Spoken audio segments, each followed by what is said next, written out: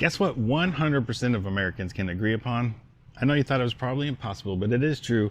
I think everybody could agree that everybody wants to, at some point, retire, not have to work until the day that they die, and have a somewhat comfortable retirement. But guess what else? The numbers and the data do not support that this is going to be possible for everybody. In America, 10.3% of senior Americans live below the poverty level. And this is up from 8.9% just 2 years ago. So the numbers are increasing for the number of senior Americans who live below the poverty level. If you just look at Florida, 640,000 Floridians live below the poverty level. I think sometimes when you say 10% of people live below the poverty level, that doesn't really resonate with you as much as thinking about 640,000 grandmas and grandpas just in the state of Florida are living in poverty. So that's a lot of people who didn't plan for retirement, didn't have enough money, and mainly they rely on Social Security. 40% of seniors rely solely on their Social Security. Listen to that again. 40% of retired people live 100% off of Social Security. And they, the experts, are saying that Social Security is going to go broke by 2034. You're saying, oh, they've been saying that for the past 30 years. Well, that's true, but it's getting a little bit worse every year. So if they are correct and Social Security does go away in 10 years, think of how many people will really be in trouble. So if you're relying on Social Security, or you maybe don't have enough money saved up for retirement, you're going to need a plan B. And what I'm going to do today is I'm going to go over some of the numbers. We're going to see how much the average Americans have saved up. We're going to look at how much you should have saved by age, and you can see how you stack up there. And then we'll just talk a little bit more about the numbers and maybe what you can do. So let's get into it right now. Shut up and sit down.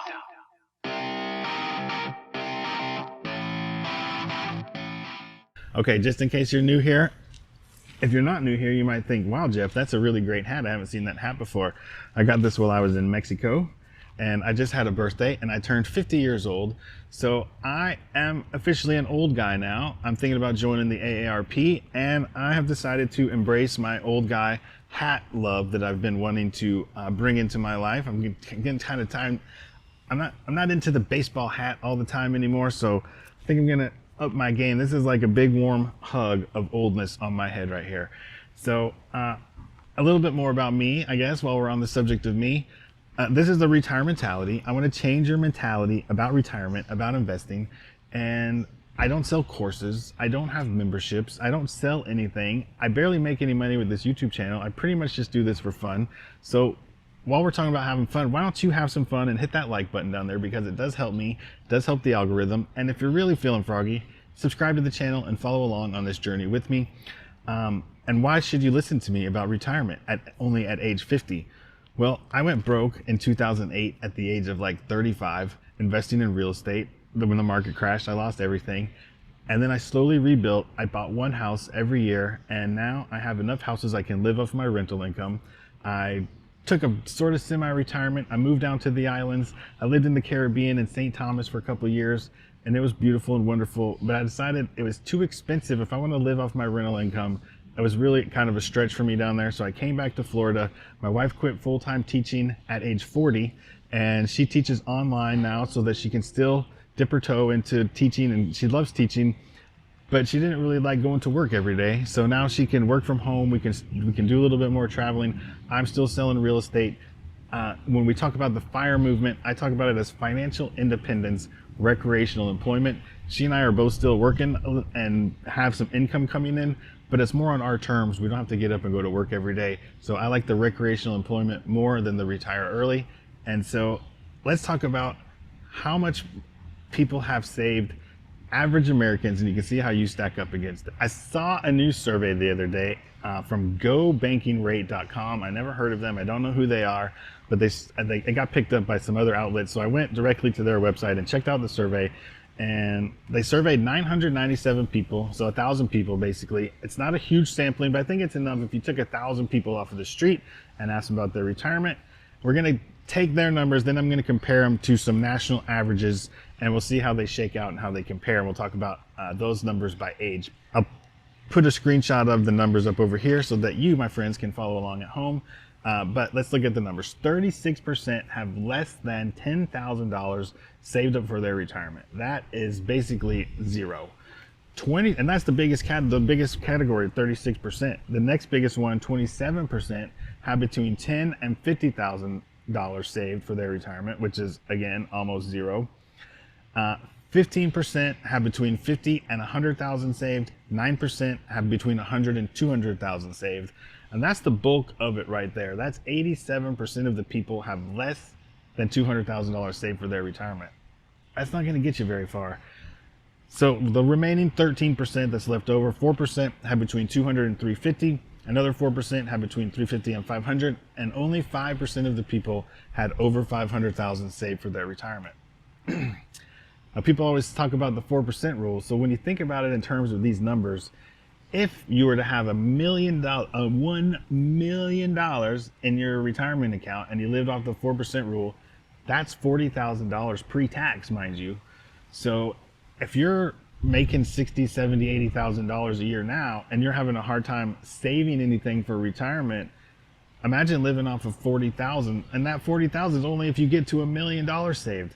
So hopefully you'll have some Social Security to offset that. But if you don't, your 500,000, 4% of 500,000, that's pretty easy math. That's $20,000 a year to live on.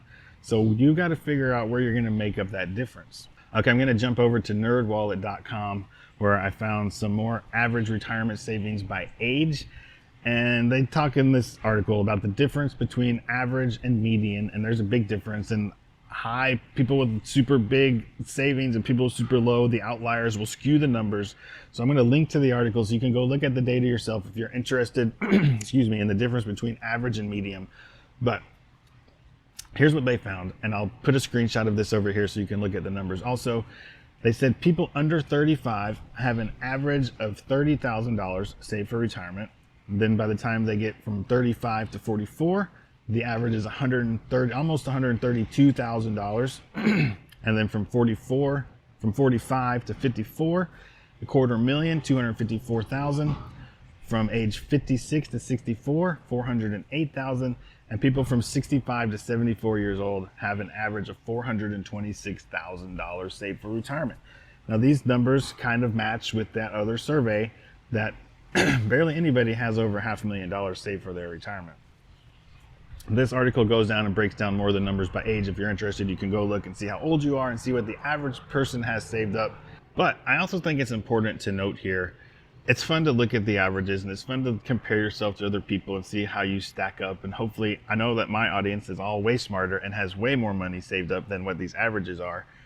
But these averages, I mean, it's called personal finance because it only matters to you. And if you're somebody making $250K a year, these numbers don't mean diddly squat. But if you're somebody making $30K a year, they also don't mean squat because you can't save anything either. So you got to figure out what your personal numbers are and how much you actually need. And how I talk a lot on this channel about figuring out what you want your life to look like in retirement, and then figuring out how much money you need for that instead of trying to hit some magic number and then fitting your life into that magic number. So you've got to know what you want your life to look like, and you got to figure out how much that's going to cost. That's really more important than all of this. And then you got to figure out how to fund that. You know, I did it through real estate. I talked to quickly and briefly in the beginning, I talked about how I bought one house every year. And then now I'm able to live off of that rental income. So, you know, I think the problem people have with trying to save for retirement is it's always easier to start next year. It's always easier to start later. And then when you start doing it, you just see this little tiny piddly amounts and they're not adding up, and there's no magical compound interest making your money look rich in the beginning. So it's harder and harder, and you're already stretching your dollars. So to put money away for something that's so far into the future seems impossible. But I think when you do what I did and you buy real estate and you try to buy one house every year, one house every 2 years or every 3 years, or whatever you can do, it's more tangible. You know, after I bought my house that I lived in, and then the second house I bought was a duplex, and the duplex, the rent from one side paid the mortgage of the duplex, and the rent from the other side paid the mortgage on my house, because I bought a small house instead of a big house. So that all of a sudden, after my second house, my mortgage was covered. It was like paying off my mortgage in 1 year. And that was a tangible thing And that made it that much easier for me to save more to buy the next house. So maybe you want some combination of real estate and investing, or maybe you don't want real estate at all. I have a lot of people on my comments that always say how hard it is to be a landlord and how much it sucks to be a landlord and how hard real estate is. And when I ask them how many houses they own, they say 0. Their mom told them, or their uncle owned real estate, or their friend was a landlord and the tenant screwed them over and poured concrete in the toilet or whatever it was. But everybody who thinks it's so hard has never actually done it. Everything seems hard before you do it. So I'm getting onto my soapbox here, but I really think it's the best way to get a really comfortable retirement. So leave me a comment down below. Let me know what you guys think. Are you planning to just have a huge nest egg? Are you going to start a business? Are you going to have a side hustle? Are you going to have real estate? How are you planning to retire? And if you like this video, go watch this video over here next, and I'll talk more about how you can plan your life in retirement and then figure out how to fund that. So thanks for watching, and we'll see you in the next video.